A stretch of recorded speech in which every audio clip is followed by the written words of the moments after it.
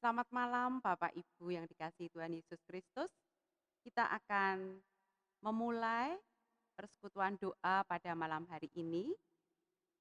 Bersama kita akan menaikkan pujian dari Kidung Jemaat 355, bait 1 dan kedua. Yesus memanggil.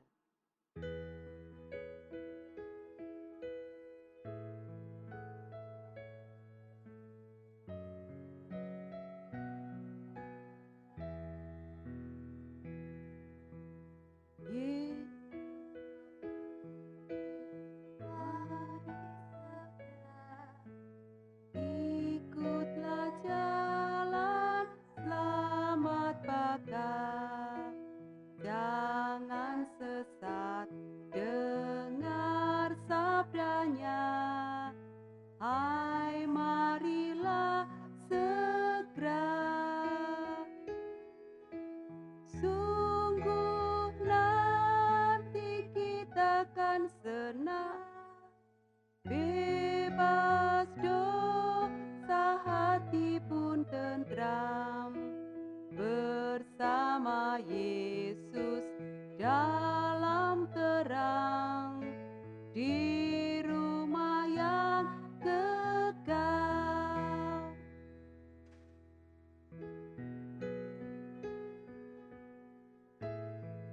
Bait yang kedua.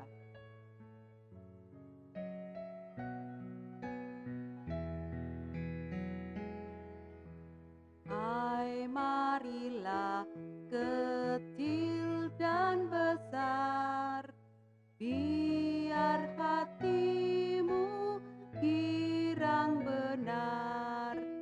Pilihlah Yesus, jangan gentar. Hai mari datanglah, sungguh nanti kita kan senang, bebas dosa hati pun tentram, bersama Yesus dalam terang, di rumah yang kekal. Biarlah pujian ini memanggil kita untuk melaksanakan persekutuan doa pada malam hari ini. Mari sebelum kita mendengarkan firman Tuhan, kita akan bersatu di dalam doa. Kami mengucap syukur untuk malam yang indah yang Tuhan sediakan bagi kami, untuk kesempatan kami boleh bersekutu, sekalipun melalui persekutuan online Tuhan.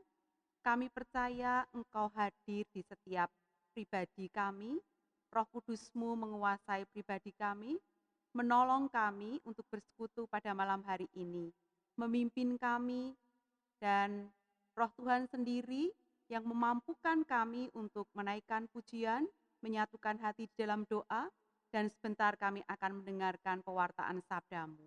Berfirmanlah Bapa, kami siap untuk mendengarkan. Demi Kristus Yesus kami berdoa. Amin. Bapak Ibu yang dikasihi Tuhan, kita masih masuk dalam Minggu Paskah yang kelima. Satu bagian di mana kita masih merasakan betapa sungguh Tuhan itu karena peristiwa kebangkitannya, Yesus boleh terus menyapa kita, bahkan menemui kita melalui proses kebangkitannya. Bacaan kita pada malam hari ini, saya ambilkan dari Injil Yohanes yang ke-20, khususnya ayat yang ke-11 sampai dengan yang ke-18. Demikian firman Tuhan. Yesus menampakkan diri kepada Maria Magdalena. Tetapi Maria berdiri dekat kubur itu dan menangis. Sambil menangis, ia menjenguk ke dalam kubur itu. Dan tampaklah olehnya dua orang malaikat berpakaian putih, yang seorang duduk di sebelah kepala dan yang lain di sebelah kaki di tempat mayat Yesus terbaring. Kata malaikat itu kepadanya, "Ibu, mengapa engkau menangis? Jawab Maria kepada mereka, "Tuhanku telah diambil orang dan aku tidak tahu di mana ia diletakkan." Sesudah berkata demikian, ia menoleh ke belakang dan melihat Yesus berdiri di situ. Tetapi ia tidak tahu bahwa itu adalah Yesus. Kata Yesus kepadanya, "Ibu, mengapa engkau menangis? Siapakah yang engkau cari?" Maria menyangka orang itu adalah penunggu taman. Ia berkata kepadanya, "Tuan, jikalau Tuan yang mengambil dia, katakanlah kepadaku, di mana Tuan meletakkan dia, supaya aku dapat mengambilnya." Kata Yesus kepadanya, "Maria." Maria berpaling dan berkata kepadanya dalam bahasa Ibrani, "Rabuni," artinya guru. Kata Yesus kepadanya, "Janganlah engkau memegang aku, sebab aku belum pergi kepada Bapa. Tetapi pergilah kepada saudara-saudaraku, dan katakanlah kepada mereka, bahwa sekarang aku akan pergi kepada Bapakku dan Bapamu, kepada Allahku dan Allahmu." Maria Magdalena pergi dan berkata kepada murid-murid, "Aku telah melihat Tuhan," dan juga bahwa Dia yang mengatakan hal-hal itu kepadanya. Demikian sabda yang boleh bersama kita dengar pada malam hari ini. Biarlah ini menjadikan berkat bagi kita. Bapak Ibu yang dikasihi oleh Tuhan Yesus, tema kita pada malam hari ini adalah kepastian dalam ketidakpastian. Bapak Ibu yang dikasihi oleh Tuhan, pernahkah kita menyaksikan satu peristiwa yang menimbulkan kedukaan? Satu contoh, ada seorang perempuan, seorang istri yang suaminya dipanggil oleh Tuhan. Mereka sudah membangun rumah tangga cukup lama dan mereka saling mengasihi, tetapi ternyata apa yang menjadi satu harapan mereka untuk hidup sampai kakek-kakek dan nenek-nenek tidak terwujud. Karena Tuhan mengendaki suami terkasihnya Tuhan panggil. Pastilah si perempuan atau si istri ini mengalami satu kedukaan yang luar biasa. Bahkan mungkin dia tidak mampu lagi mengeluarkan air mata. Karena apa? Karena begitu mengalami duka cita yang sangat mendalam. Sekalipun air matanya tidak lagi tertumpah karena tangisan, tetapi pasti hatinya yang terus menangis. Kekasih yang sungguh disayanginya, yang sungguh dicintainya telah Tuhan panggil. Dan kedukaan yang sangat itu muncul karena cinta yang dimiliki oleh si istri tadi. Di samping duka yang sangat, pasti dia juga merasa kehilangan yang sangat. Suami yang adalah satu-satunya tempat ia menggantungkan kehidupan sepenuhnya untuk hari ini, tetapi kemudian hari esok dan seluruh masa depannya tidak bersamanya lagi. Bahkan tidak bisa memenuhi apa yang menjadi harapannya. Si istri ini merasa seperti kehilangan semuanya. Seluruh hidupnya, dia merasa semuanya menjadi gelap. Di dalam hatinya, dia kehilangan sesuatu yang betul-betul selama ini berada dekat dengan dia. Demikian juga yang dialami oleh Maria Magdalena. Setelah peristiwa yang terjadi pada Jumat sore itu, sekalipun Tuhan Yesus bukan suami Maria Magdalena, namun bagi Maria, Yesus melebihi arti kata suami. Karena apa? Begitu Maria Magdalena merasakan kasih Yesus yang diberikan kepadanya. Dan Maria Magdalena juga mengasihi Yesus. Oleh karena itu, peristiwa di mana Yesus mengalami penderitaan, penyaliban, kemudian wafat, menjadi satu pengalaman yang menimbulkan kedukaan yang luar biasa bagi Maria Magdalena. Dan semua itu terjadi begitu cepat, begitu tiba-tiba. Tidak pernah sedikit pun Maria membayangkan bahwa peristiwa itu akan terjadi. Maria tidak siap. Bahkan Maria tidak pernah dipersiapkan untuk itu. Yang dia yakini adalah Yesus akan bersama dengan Maria Magdalena. Yesus akan terus mendampingi Maria Magdalena. Tetapi apa yang menjadi harapannya hilang dalam waktu kurang dari 24 jam. Yesus ditangkap, diadili, disalib, bahkan wafat. Dan semua itu terjadi di depan mata kepalanya sendiri. Satu peristiwa kedukaan yang akan terus membekas dan menimbulkan satu kondisi yang tidak baik bagi Maria. Bapak Ibu yang dikasihi oleh Tuhan, setelah peristiwa kematian itu, Maria mengalami satu kondisi yang tidak baik. Mungkin orang akan menganggap dia adalah abnormal, khususnya bagi perempuan baik-baik di daerah timur. Karena apa? Kalau kita perhatikan di dalam Injil Yohanes 20 ayat yang pertama dikatakan di sana, ketika hari masih gelap, pergilah Maria Magdalena ke kubur itu.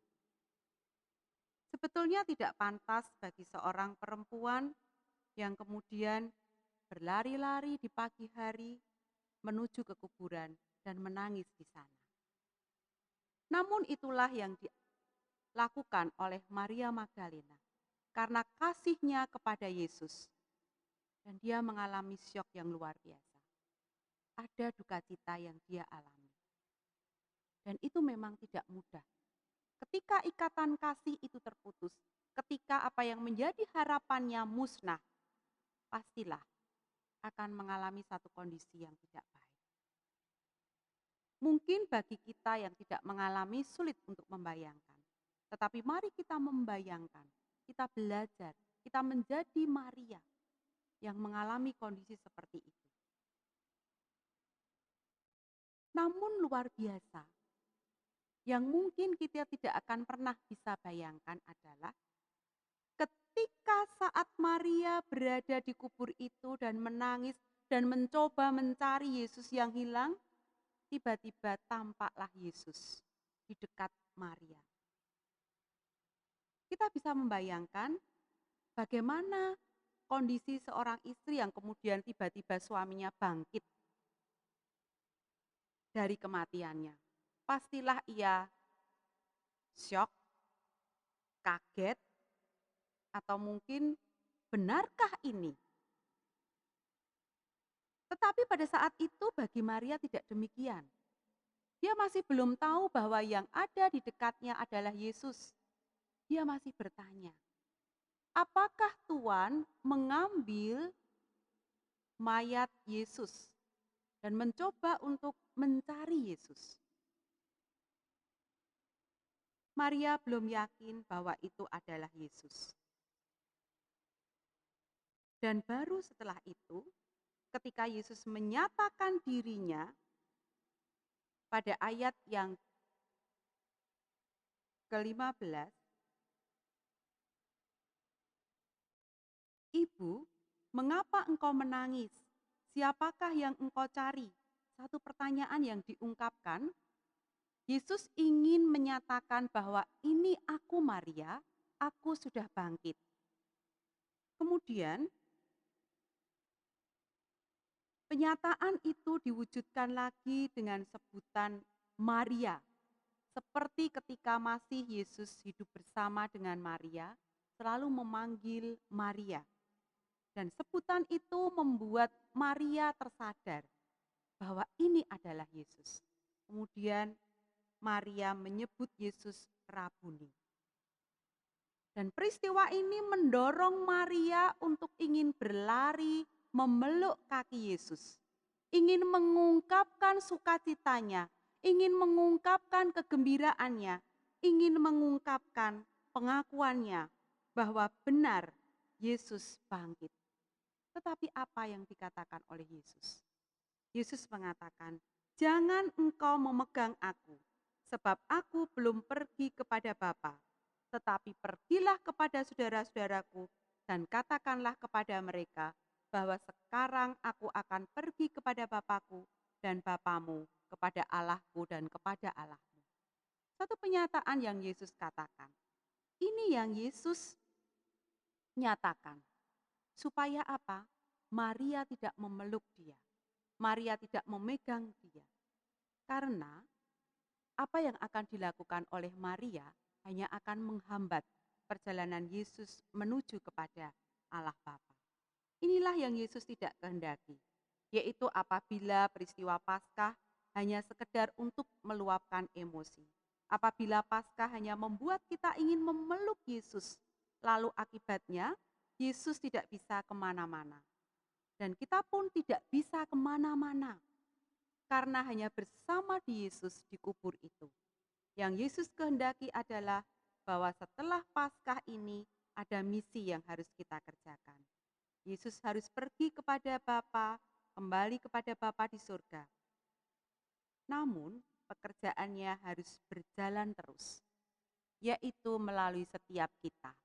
Kita dipanggil untuk melaksanakan karya Yesus di dunia ini, yang itu menjadi bagian dari tugas panggilan pelayanan kita. Sadar atau tidak, suka atau tidak, bahwa peristiwa duka atau tragedi yang dialami oleh Maria Magdalena adalah juga tragedi air mata kita sekarang ini. Mengutip narasi yang diungkapkan oleh Najwa Shihab, seorang presenter handal tentang virus corona yang sedang mewabah di seluruh dunia, dengan segudang data yang dimilikinya, jika kita perhatikan bahwa belum ada satu-satunya jawaban yang pasti terkait dengan vaksin atau obat atau masa waktu berakhirnya penyakit yang sungguh baru ini. Kita juga belum tahu, bahkan sedang diusahakan. Artinya apa? Bahwa di dalam kepastian itu, kita tidak tahu. Tetapi, satu-satunya kepastian adalah ketidakpastian itu sendiri, di mana segala sesuatunya akan Tuhan sediakan. Sebagaimana seorang Maria Magdalena, demikian pula terhadap kita, bahwa virus ini terbukti telah mengubah kebiasaan hidup kita sehari-hari. Kita dalam waktu singkat dan tidak tahu sampai kapan ini berlangsung, sejak hari ini hidup manusia tidak sama lagi dengan sebelumnya. Kita harus mengikuti banyak hal yang menjadi tuntutan, yang menjadi aturan berhubungan dengan adanya virus corona ini.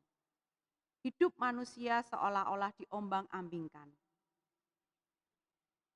dan dipontang-pantingkan, seperti badai yang saat ini mengibaskan kita ke kanan dan ke kiri.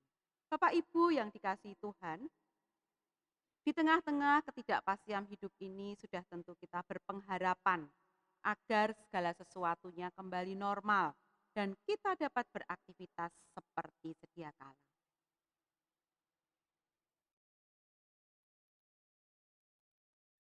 Oleh karena itu, kita harus mengusahakannya. Kita harus melihat dan kita harus menerima kondisi ini.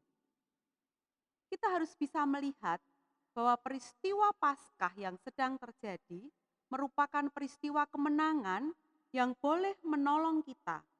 Bahwa ada roh Paskah yang direkomendasikan Yesus dalam perjumpaannya kepada Maria. Dan roh Paskah itu dipercayakan Yesus kepada Maria, kepada kita sebagai bekal untuk menghadapi situasi dan kondisi saat ini. Jadi jangan pernah kita berputus asa. Jangan pernah kita hanya kemudian merasakan kedukaan yang luar biasa. Tetapi mari segera bangkit. Mari kita segera melakukan yang terbaik. Jangan bergantung kepada hal-hal duniawi yang kemudian hanya membuat kita terbelenggu oleh hal-hal yang mungkin membuat kita semakin lemah. Kita tidak boleh larut dalam ketidakpastian, kita tidak boleh larut dalam kesedihan, kita tidak boleh menyalahkan keadaan yang saat ini terjadi. Yesus tahu bahwa kita adalah ciptaan yang memiliki akal budi. Dan Yesus membekali kita dengan segala kemampuan. Dan dengan akal budi serta hikmat itu, manusia diberi kemampuan untuk bisa menyesuaikan diri dengan keadaan saat ini. Dan dengan iman yang dimiliki, iman yang kita yakini bahwa Yesus bersama dengan kita, maka akan menolong kita untuk mampu melewati kondisi saat ini. Kedukaan akan segera berlalu dari kita dan akan digantikan dengan semangat baru, dengan kekuatan baru. Yang paling penting adalah bagaimana kita menyadari bahwa Yesus bersama dengan kita. Sekalipun secara fisik dia tidak bersama dengan kita. Tetapi yakinlah bahwa ada Yesus yang menyertai kita. Kita tidak sendirian. Ada Yesus yang menolong kita, yang siap bersama dengan kita. Pembelajaran bahwa para murid ketika berada di perahu dan mengalami badai besar, sekalipun ada Yesus bersama dengan mereka, tetapi mereka tidak yakin. Oleh karena itu, Yesus menghardik mereka dan menghardik badai. Dan peristiwa itu membuat para murid kembali diberikan keyakinan dan kepercayaan bahwa Yesus tidak pernah meninggalkan mereka. Demikian juga dengan setiap kita. Peristiwa Paskah menolong kita untuk meyakini bahwa kebangkitan Yesus untuk menyertai kita senantiasa. Rohnya, roh Paskah selalu hidup dalam kehidupan kita. Dan kita tidak pernah sendiri. Karena ada Yesus yang menyertai perjalanan kita. Yesus yang saat ini bersama dengan kita menghadapi situasi dan kondisi yang tidak bersahabat dengan kita. Jangan putus asa. Jangan terus merasakan bahwa tidak ada kepastian. Karena bersama dengan Yesus segala sesuatunya adalah pasti. Biarlah firman Tuhan pada malam hari ini menolong kita dan menguatkan kita. Amin. Tuhan memberkati. Bersama kita akan bersatu dalam doa. Kita masuk dalam doa syafaat. Terima kasih Tuhan Yesus untuk firman-Mu pada malam hari ini yang menolong kami untuk percaya dan yakin bahwa peristiwa kebangkitan itu sungguh membuat kembali kami hidup, membuat kami kembali memiliki energi yang luar biasa karena ada roh Paskah yang menguatkan kami, yang menuntun kami, yang meyakinkan kami bahwa Tuhan Yesus tidak pernah meninggalkan kami, bahwa Tuhan Yesus senantiasa menyertai kami. Dan biarlah kepercayaan itu boleh kami wujudkan dalam hidup kami untuk semakin taat dan setia kepadamu, untuk mau terus melakukan karya-karya yang Tuhan masih harus kerjakan di dunia ini, untuk melanjutkan pelayanan-pelayanan Tuhan bagi sesama kami. Kami boleh terus menunjukkan cinta kasih seperti yang Yesus miliki. Kami bagikan kepada sesama kami. Kami bagikan kepada orang-orang yang sungguh kami kasihi, keluarga kami, sahabat kami, dan siapapun yang Tuhan percayakan ada bersama dengan kami. Bapa di surga, kami bawa doa untuk gereja kami, GKJ Telogosari. Allah terus menjaga keberlangsungannya. Seluruh jemaat Tuhan berkati. Tuhan berikan kekuatan, kesehatan, Tuhan berikan perlindungan, Tuhan berikan rezeki yang cukup. Tuhan bantu untuk menyelesaikan setiap persoalan yang dihadapi oleh masing-masing keluarga. Mari Tuhan, Engkau turut campur tangan untuk seluruh jemaat di GKJ Telogosari. Bahkan Tuhan, jikalau ada kami yang mungkin karena kondisi saat ini harus kehilangan pekerjaan, Tuhan bantu kami untuk menyelesaikan dan memberi jalan keluar kepada kami. Anak-anak kami yang menunggu pengumuman untuk keberhasilannya dalam studi, Allah juga akan berikan kemampuan untuk bersabar, dan biarlah Allah anak-anak kami boleh lulus di dalam model studi saat ini. Tuhan jagai anak-anak kami dan ke depan mereka boleh bertanggung jawab untuk hidup berkenan di hadapan Tuhan. Berkat-Mu untuk seluruh jemaat Tuhan, biarlah sungguh penyertaan Tuhan dirasakan. Bapa di surga, mengucap syukur kami boleh mendapatkan kesempatan untuk bersekutu pada malam hari ini. Dan biarlah pada Jumat-Jumat yang akan datang, kami juga tetap masih boleh bersekutu sekalipun melalui proses online.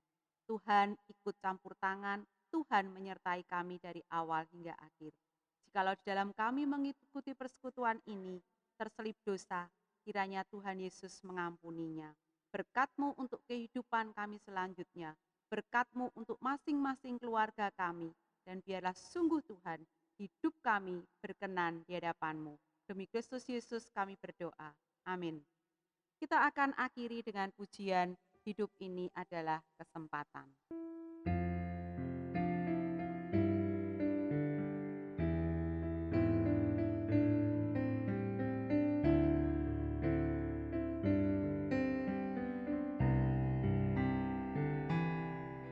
Hidup ini adalah kesempatan.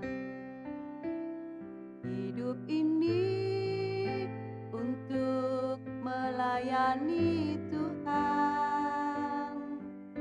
Jangan sia-siakan waktu yang Tuhan beri. Hidup ini harus jadi berkat.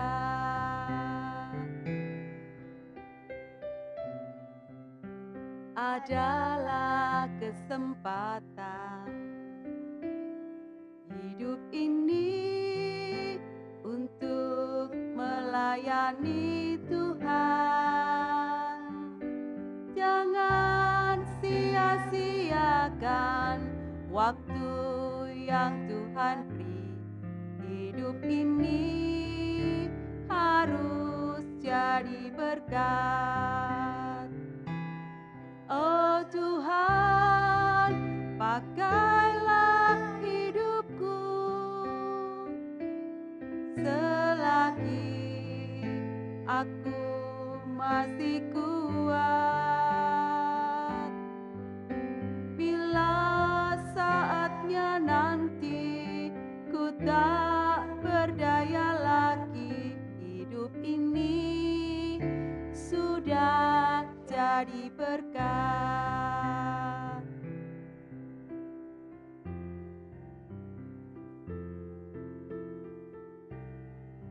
Terima kasih, Tuhan memberkati.